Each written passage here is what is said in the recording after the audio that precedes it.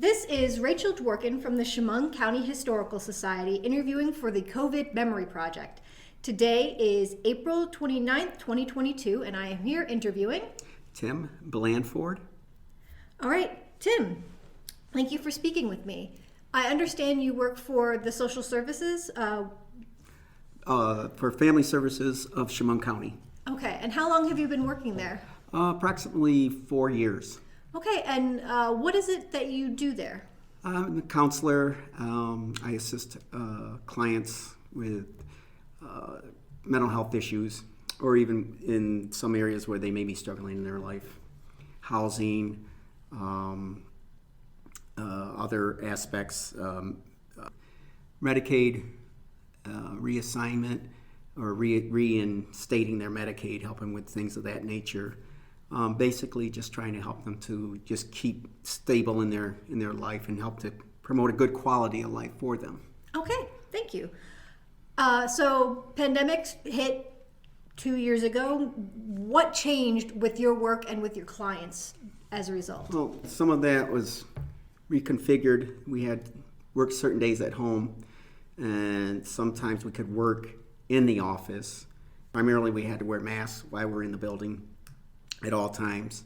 And then from home it made it more difficult because, a lot of people were isolated, and some people seemed more struggling more than others in working from home. I didn't mind it myself. I thought it was, helpful and beneficial. And it gave me an opportunity to be in a more comfortable zone, actually, than in the work environment. So, how would you say the pandemic has impacted your client base? Well, I think that there is a mental health component to it. I think that there's probably more people who probably felt isolated. Maybe there was more depression, possibly even anxiety, because a lot of things were shut down. Mm-hmm. You couldn't really go anywhere. Stores closed early. It's just like a science fiction movie or something. But it really made it difficult to connect with people in their routines. They had regular routines that they did, and they weren't able to do that, and that was problematic in a lot of situations. So do you normally interact face-to-face with clients? Yes, right up until this hit full steam in 2020 and 2021. So how did you go about meeting with clients during the pandemic? Well, normally it would be by phone, and the odd thing was at that time too, I hadn't had the internet, but a lot of times I was just calling them from the agency site, the building, on the phone. And that's usually how I was able to interact with them, find out how they were doing, how they were managing through their daily lives, and what they were doing to help themselves to stay busy and occupied. Okay. So did you guys offer any additional services to what you would normally do? Well, we did, and they would go out. We had a cafeteria at the site we have on Sullivan Street, and they would take meals out to clients for, I believe, breakfast and lunch, which was really good also. So I think that was helpful. And that was a new program? No, they had the meal program for some time, but they were coming in to get the meals for breakfast and lunch. We had to transition from them coming in to us going out to them. That was the difference. And have you switched back, or have you found that that's actually better for people? Well, we actually switched back. Now they come in, and we're able to provide the same type of meal and nutrients and vitamins and things that they need for breakfast and for lunch, and abiding by whatever the state of New York's guidelines are. Okay. Would you say that there's any other ways that the pandemic has influenced your work or the people that you serve?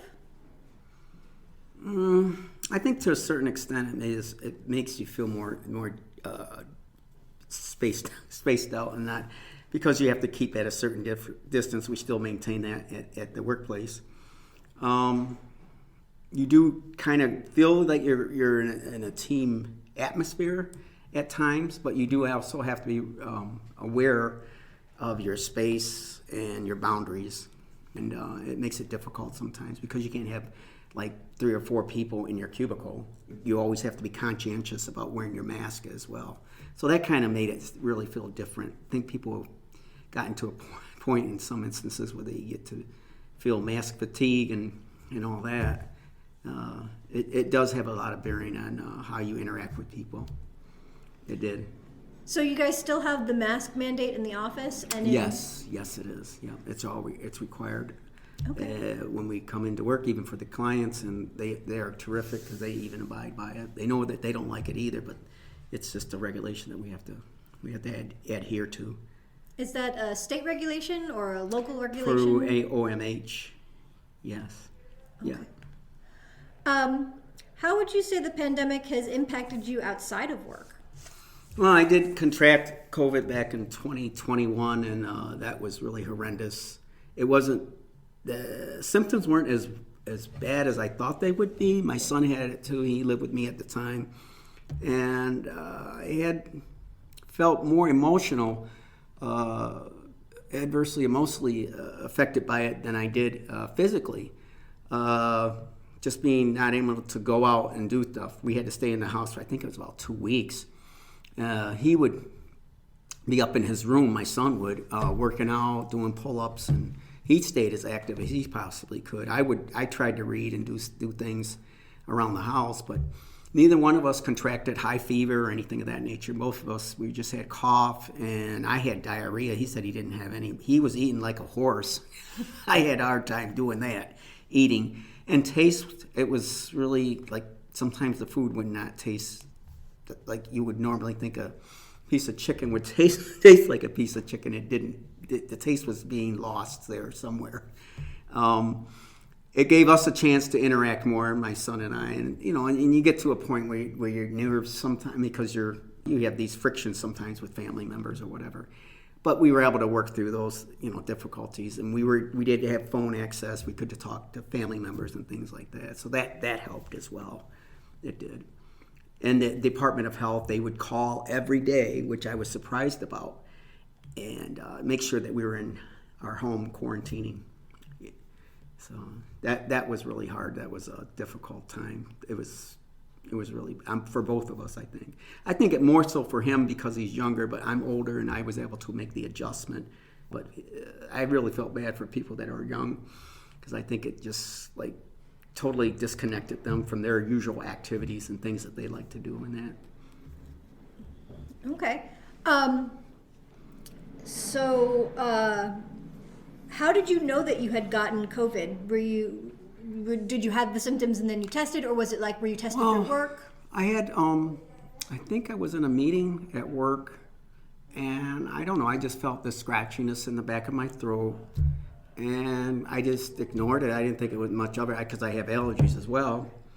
And so I went home that night, and my son's mother had told me that she had it, and she had gotten tested and was positive, and they were all in the same car prior to that week. On the weekend, they were in the same car, her and her partner and my son, and I believe it was her niece.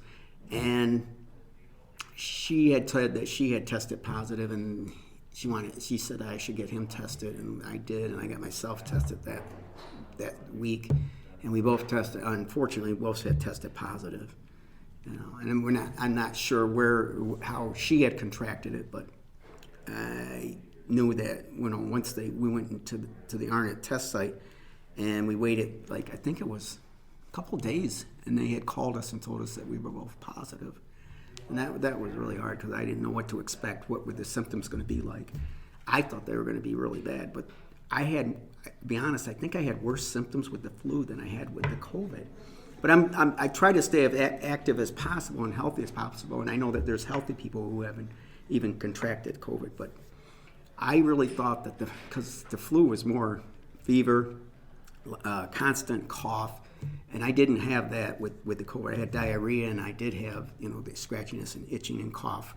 But other than that, and then the loss of taste. Other than that, the symptoms weren't as harsh as it was with the flu. Have you been vaccinated? Yes, Yes. And had you been vaccinated when you were sick, or were you vaccinated Well, they didn't after? actually have I had contacted my physician, and he told me there was nothing that they could do because there was nothing out at the time. So I hadn't had any vaccination. I was just using cold medication and whatever else was available in the house, tea, clear liquids, things like that. And my son, it's amazing how resilient they are. He just went on eating and drinking the things that he would normally eat and drink. Yeah. How old's your son? Now he is 22. So would you say there are any other ways that the pandemic has impacted your life other than getting sick? Well, I guess sometimes you change the way that you do things when you go out into the public, and you do I still try to stay safe. I'm conscientious, believe it or not. It has impacted my life, the way that I go out and how I conduct myself in public, in the store, or if I go out to an event. It really changes you emotionally and psychologically, I think, because sometimes it can develop distrust in people because you don't know if they have it, but then they say they don't have it, and then come to find out they actually did.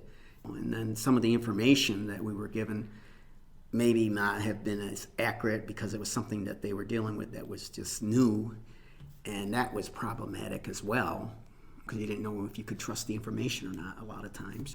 And you believe in the science, you try to anyway, and that could be wrong as well because it's all sometimes theoretical. It's not an exact thing like math.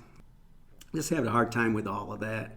And I think that right now, as it feels more refreshing and it feels more better as we're slowly and gradually seem like we're coming out of it, and you can really reconnect with humans, and you feel like the humanity of people more now than I did prior to this. It seems like people really are trying to connect and really establish community again, which is great.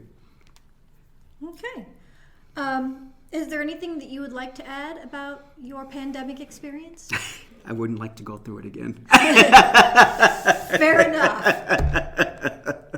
Yeah, I wouldn't. I think about things in the context of history sometimes. I think about what they went through during the Depression, the Civil War, and all of the diseases and plagues that they had prior to this one. And I just don't know how the human race has been able to survive, but it does somehow, and it thrives. And it's always good to know that we're still here and that we're able to be well and to be safe and to be compassionate with one another.